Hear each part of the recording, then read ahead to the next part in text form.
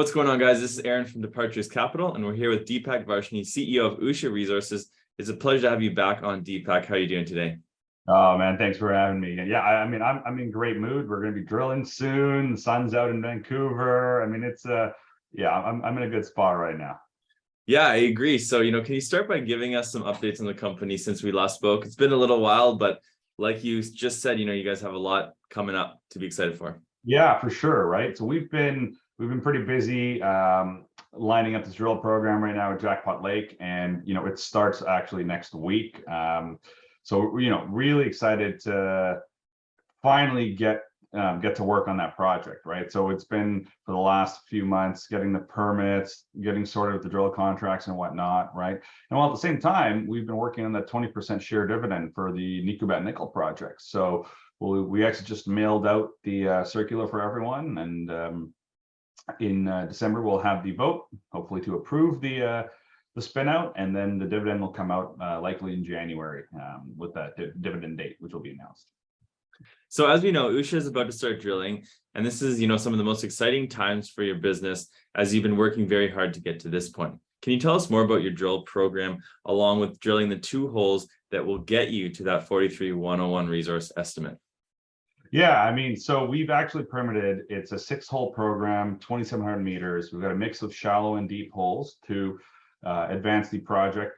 The 2 holes, that's what's beautiful about this project, right? So Jackpot Lake is a lithium brine, and it's actually a very, it's almost a textbook lithium brine in the sense that our target is it's continuous. It literally does look like what you would expect an underground lake to look like. And so because of the continuity of our target, we're going to be drilling 2 holes to start, one in the north end, one in the south end, and that would be enough for us, combined with the geophysics and the results, to actually be able to take this to a 43-101 resource. Yeah, that's very significant. Of course, 43-101, very important. So we know how difficult the market has been, but Usha has held up relatively well compared to companies of similar size, especially in the mining sector. Can you tell us more about your share structure, cash in the balance sheet, and market cap, and also why you've held up, relatively well? Yeah, you know what? I really think that it all comes down to share structure, right? I think that we have only 35 million shares out, of which still at this date over 70% are owned by insiders, management, strategic shareholders, people with a very long-term view of their investments, and they really believe in the company and where we're going to be going, and that really does make it a different type of investment, right? Because your 35 million shares, really there isn't that much stock outstanding, and so you're in a situation here where there's not a lot of supply, right? And I think that is very attractive for from an investment standpoint. Our last financial statements came out with just under 3 million in working capital, while we have a market cap right now of about 7 million, right? So it's the enterprise value here is I think unreal, right? It's which makes Usha very attractive, I think, right now. No, definitely. So when it comes to timelines, we know how important this topic really is. A lot of companies aren't clear enough when it comes to their timelines, and people are waiting for things, results, and all that. So what's your anticipated time frame for field work, along with how quickly do you think you'll be able to achieve that resource estimate? So we'll be starting drilling next week, and we're going to continue right on through Christmas and then we'll take a small break, and then we'll start up again right away in January. And so by the end of January, I would say, of course, let's hope everything goes to plan. We should be able to have wrapped up the first 2 holes, which will then allow us to get to work. Of course, we got to send the samples off to the lab, but then we get to work on the resource estimate, right? We'll have completed the downhole geophysics, and really we'll be able to, I think, in the later part of Q1, early part of Q2 here, be able to come out with that 43-101 resource estimate, which then of course bring us to a whole new level, I think, right? That's when you're on the path towards production. You're no longer an exploration company. So yeah, it's a very aggressive timeline. A lot's going to be happening in the next 6 months. Yeah, 6 months will be exciting, and we'll definitely have you back on to chat as things progress. So what truly makes your Jackpot project so unique, and what are you most excited about when it comes to that specific project? Yeah, you know what? So I think it's a textbook example really of what a salar should look like, and the target just, it's, when you look often in Nevada, some of these other brine projects, they are quite deep. Some of these you have to drill down a kilometer. For us, bedrock is 600 meters, and our target starts at about 100 meters, right? So we've got a very thick target that is very shallow. Our sweet spot is actually only about 300 meters down, right? So I think that actually makes us stand out amongst some of these other projects. It's in its own, it's on trend, it's in its own basin. So we really are a discovery in the making. And so when you put it all together, this is, wonderful target, unique location in Nevada. And in Nevada, I mean, the only lithium mine in North America is a brine project similar to ours at Albemarle Silver Peak operation, right? So, this is a unique deposit style to Nevada, really, that has been proven to go into production. And so we're very excited because we have a target that is very similar to what they were looking for back in 1966, and they've been producing ever since. So, we'll only find out what we get once we start drilling, but I mean, that's really, I think, the reason why this is a game-changing project for us, right? And that's really what gets me most excited, right? Because this truly is a game-changing, has a game-changing potential, right? Like, this is a real discovery in the making, is what we hope, and so that's why we've been working so hard, and we're really excited to get drilling. Definitely, that sounds very promising. So, let's talk a little bit about grading, because I feel like that's a topic that we don't talk about enough. Can you tell us more about lithium grading and what types of grades differentiate a decent project from, for sure, right? I mean, I think that's a great question, because when you're looking at brine projects down in South America, typically, you look at 400, 500, 600 ppm. In the US and Canada, however, a lot of projects, they're around that 100 ppm mark. Right. And part of that, I think, moving forward, they'll make it even more attractive. I know it's a lower grade, but the reason is with the Inflation Reduction Act, that's going to really put an emphasis on domestic lithium production. And so a project that has 100 ppm in North America as a brine is actually a very viable project, right? Pure Energy's got 233,000 tons. I think it's around 115 ppm. Albemarle's resources are down to around 120 ppm. You look at Standard Lithium's projects in Arkansas.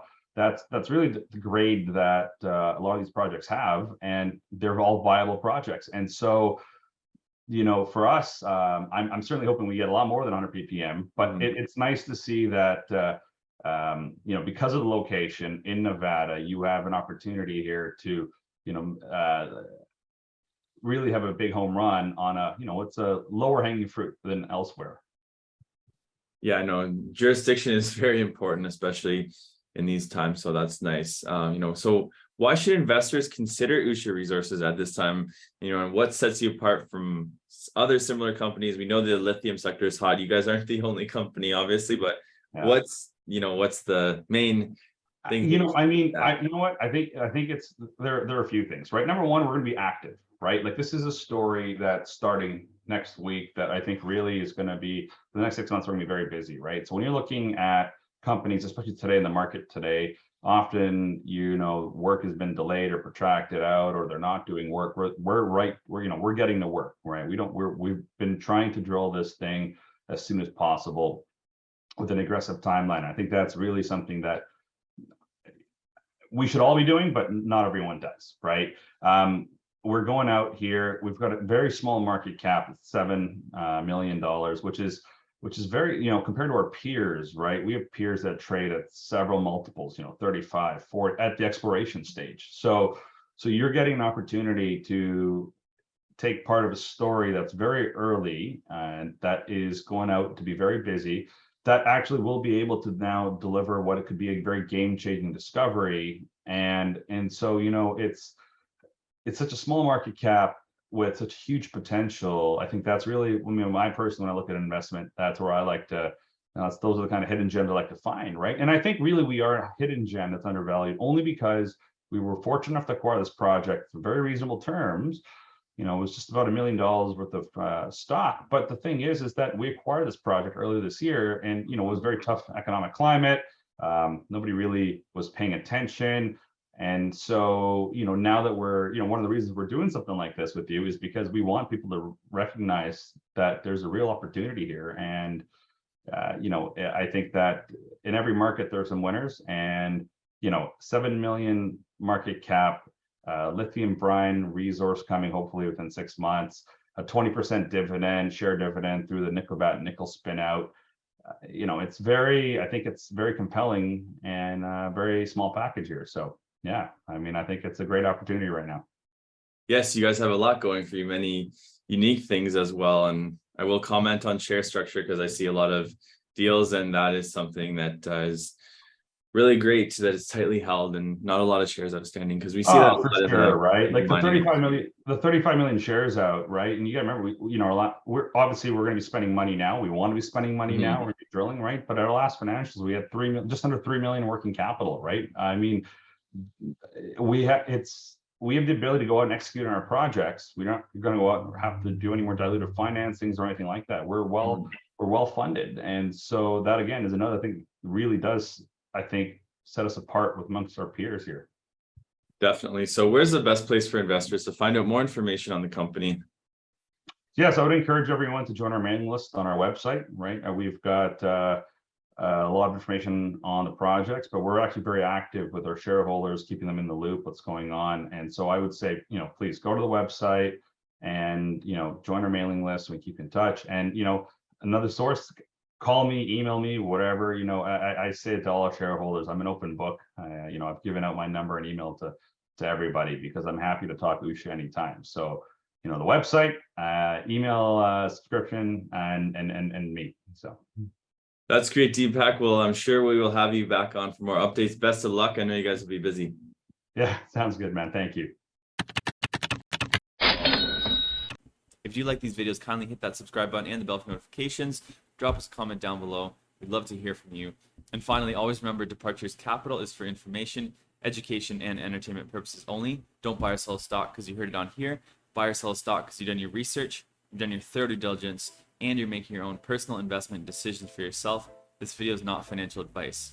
Furthermore, this video may or may not have been sponsored by the companies that we've profiled within this video, and we may or may not own shares of any of the profiled companies in this video. If you want to know the full disclosure details, check the description down below, along with thoroughly reading our disclaimer.